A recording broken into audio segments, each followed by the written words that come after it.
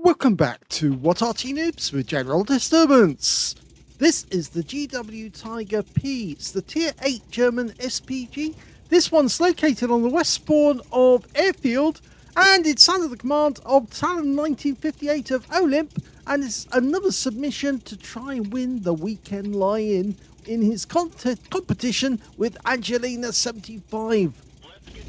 Game on! Well, that's the 21cm howitzer. I can tell you that straight away because there's no muzzle brake at the end of the barrel. If there was, it would be a 17cm howitzer instead. But this one's the 21cm, which is actually a mortar rather than a howitzer as such.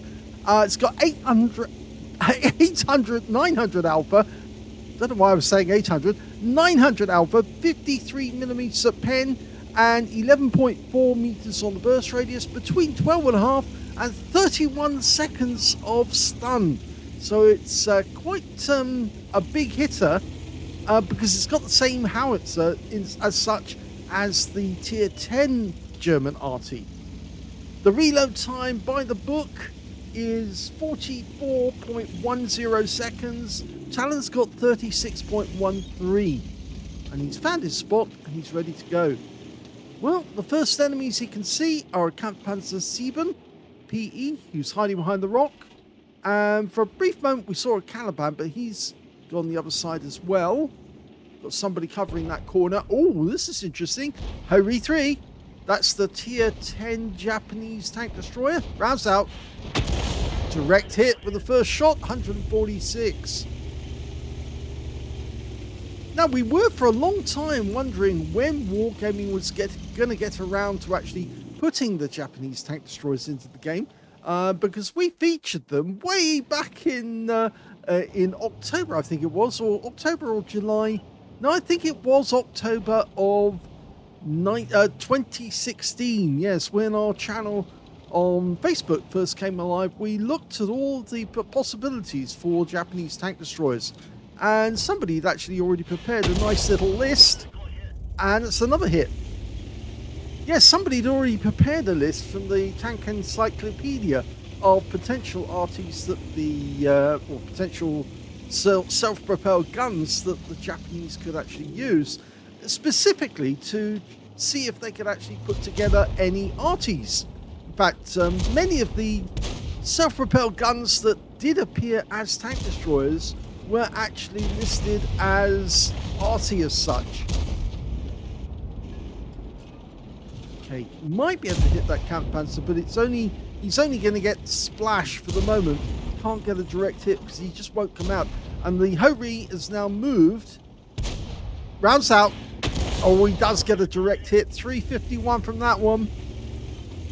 He's focusing on that corridor to start with. A lot of enemy tanks around that area. Now, the GW Tiger P, the Tiger Porsche, never existed, and there's no indication that Ferdinand Porsche would have ever actually made arties based on his failed Tiger tank design. I say failed design, but it really wasn't a failure, and they did turn some of the hulls, or most of the hulls, into the Ferdinand itself, the tank destroyer. And it was a very successful tank destroyer. It did kill a lot of enemy tanks, mainly because it had the 88mm main gun. And that meant it could punch its way through. It was the PAC 43, if I remember correctly. So very powerful gun mounted on a tank destroyer, but it was just too heavy. Way too heavy, the Ferdinand. It just didn't have the power. The engine it was using was the same engine that they later used for the Panthers, if I recall. Or at least it may have been, at least I may be wrong. Somebody can correct me on that if I am wrong. But the fact of the matter is that it was just too underpowered. And as a consequence of that, it just couldn't move about. And the crew couldn't protect it. So normally what would happen to the Ferdinand is that it get immobilized by Russian troops. And once it was immobilized, they could creep up on the thing and set detonation charges using mines and blow the thing to smithereens. Or the crew of the Ferdinand would actually destroy it themselves to prevent it going into enemy hands if it got immobilized by a mine. Well, this 50 TP is making a very, very poor decision to stick around here, but he doesn't know he's under sight. Rounds out. That's a hit. Only 109 because it hit the frontal armor on 50 TP.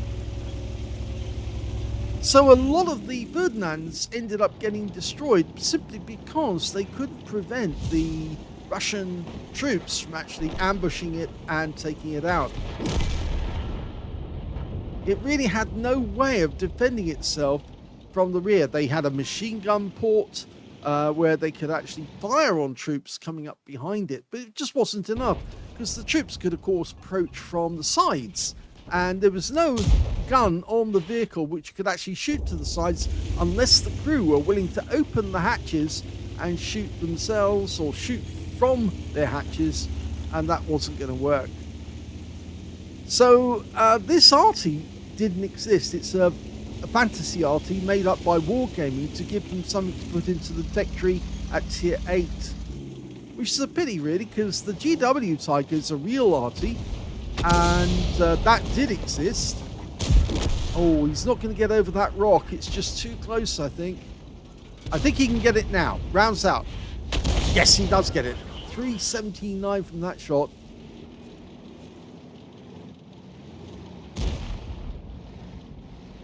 Okay, the Horis return to his usual position.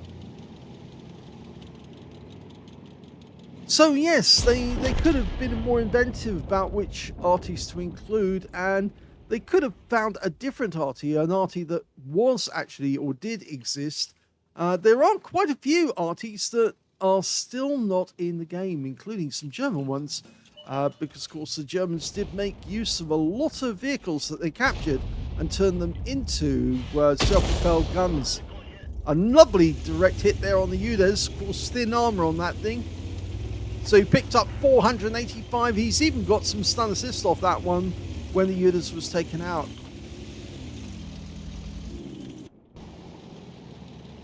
Okay, there's the Kampfpanzer.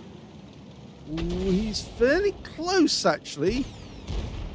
Just the other side of the corridor. Can you get a shot? Okay, two tanks up there now. Striv and a Jagdtiger. Jagdtiger looks the better one to hit because, of course, they're higher tier. Oh, he does get a direct hit on the Jagdtiger. Notice how he stayed to watch what happened to that shell, and he saw the shell disappear without an explosion, so we know that the Jagdtiger is badly damaged. And there's the Striv. Okay, is he going to put a round into this guy?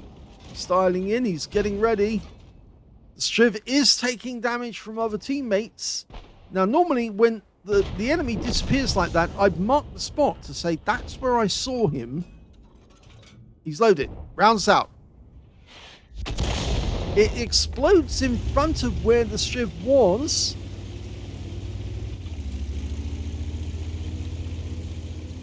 This game is still anybody's game, even though we're only one up on the enemy. Hit points are around about even. There's the Kilana, the Polish tank destroyer. Supposedly actually very good because I know that Steve Walsh has actually said the Kilana is actually quite good. Now, oh, there's the Yak and he's badly damaged. Look at that, only 98 hit points. And he gets taken down by the Batchat 155-58 on our team, who's right down in the south of the map. In fact, almost looks as if he's in the water. And that was another direct hit, I think, on the strip. And the strip goes down! He got the kill! Well, that's the turn up for the books. He got a kill, so, yep. He's gone Rambo now. He's going to try and take out the last remaining 3 enemy, the Kilana and the 2 enemy Arty, the Object 261 and the FB207. Don't underestimate the power of that howitzer. It is really powerful. You only get 15 rounds of ammunition, but if you make good use of them, you can generate a huge amount of credits. So far, we can see 2,000 hit points of damage, only 354 of stun assist, but we do know he's got some direct hits on the enemy. And, oh, there's the Kilana just killing our T-30. And now we're equal on scores. We've got a T-32, they've got the Kilana, and both sides have both still got their Arty. And I'm not sure if the Batchat 155-58 knows about using his W key. All what Arty Noobs players know to use your W key. They frequently do go Rambo, and yes, when they do, they really scare the willies out of the enemy tanks, because all of a sudden you see an Arty appear in front of you with a very high caliber howitzer, and it can really damage an enemy tank. But you don't even have to be hit by the howitzer to be taken out of the game. But we know in this instance that Kilana has got about half his hit points left. And we can see where one of the Arty is, because he's actually down in the south. And the other one's been discovered up in the north. The T-32's just found the Object 261. And you can see here that Talon's finally noticed that. Now, is he going to go to the aim? He does. Good. He's going to try and give the guy help. But our T-32 doesn't need any help. He takes him out. Now, as far as I know, the Kilana is actually down south, and they're indicating that on the mini-map at the moment. They're saying they think he's down there, but that's also where the enemy Arty is. And there's the Kilana. He's been spotted. Now, can we get a shot on this guy? Okay, stop at the top of the rise. Try to give it a shot. Okay, he's doing it. He's been spotted! Fire snap! Oh, he got him! He killed the Kilana, even though he died in the process. Talon took out the Kilana, and the Kilana got him. That's an eye for an eye. And he's happy about that. He's actually put a smiley face in chat.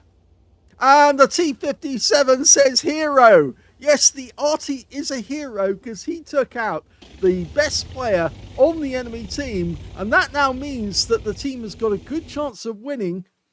He's basically saved that T-32 from being wiped out, and I think that Kilana must have thought, oh, I've got a tasty SPG to kill before I get the T-32, and no, it didn't work out that way, because that GW Tiger P just took you out. Oh!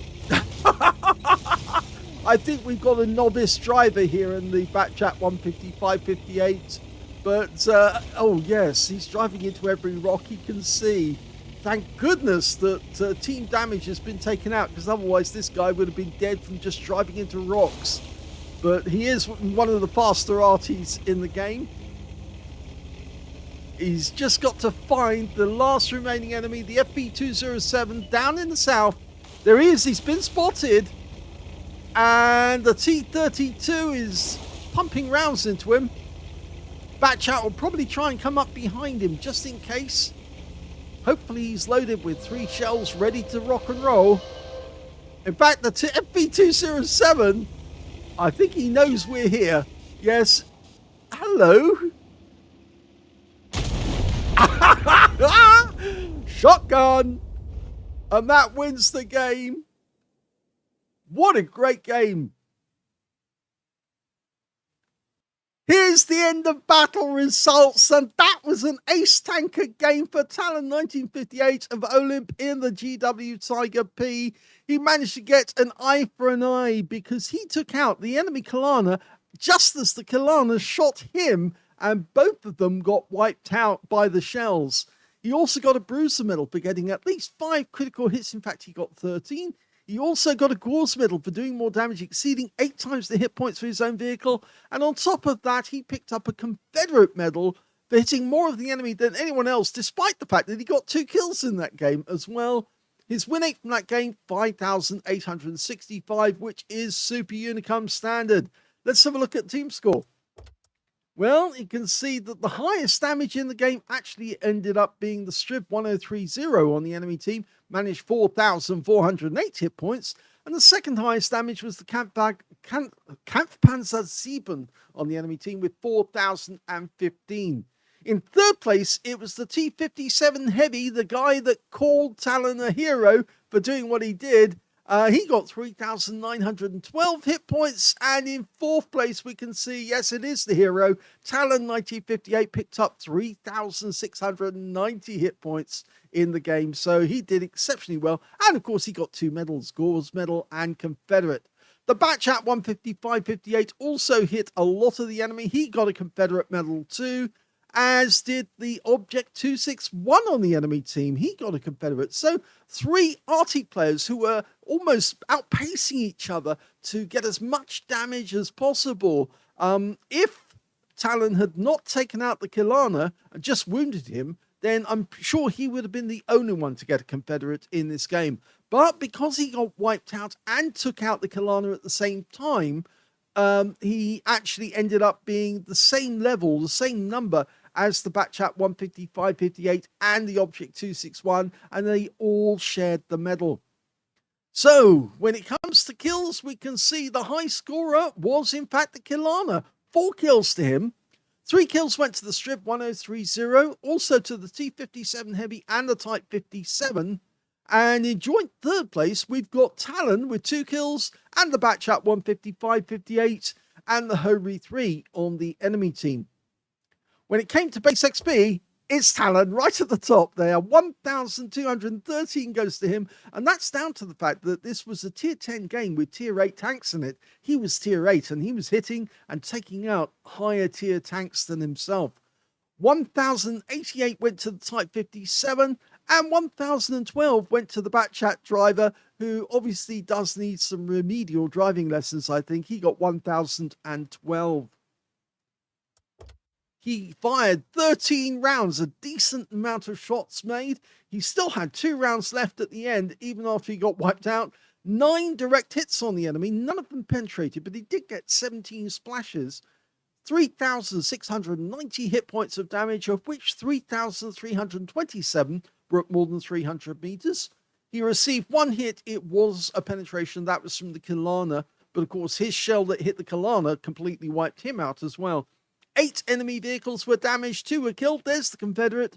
548 hit points of stun assist of 15 stuns. On a premium count, he actually made a profit of 120,539 credits from that game. He got a reward for mission completion of 105,000 credits exactly. He also picked up 3,639 experience points out of that game as well.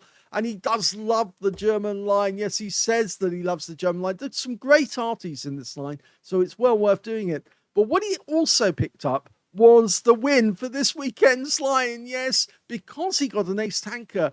Under the rules of the competition, ace tanker wins outright straight away. So if Angelina had won an ace tanker, then she would have won it before Talon, but she hasn't been picking up as much or getting as much time to play this week as Talon. And unfortunately, that means Talon got in there before her. Now he's going to get the breakfast in bed, or at least he'll get the lion this Sunday morning, and Angelina will have to get up and look after Remy as he enjoys himself on the weekends. Hope you enjoyed that great battle. It really was a good one. And the kill right at the end to get the Kalana, which I obviously recognized by the Type 58 or the T57 Heavy rather as being the crucial kill of the game. because it really was. If that Kilana had actually killed the T-32, that would have been the end of it for us, I think. But as it is, Talon won the game for his team with that shot. Hope you all enjoyed this one. If you did, please give this video a like. Do subscribe to our channel. Leave a little comment down below because it feeds the algorithm. And thank you for watching.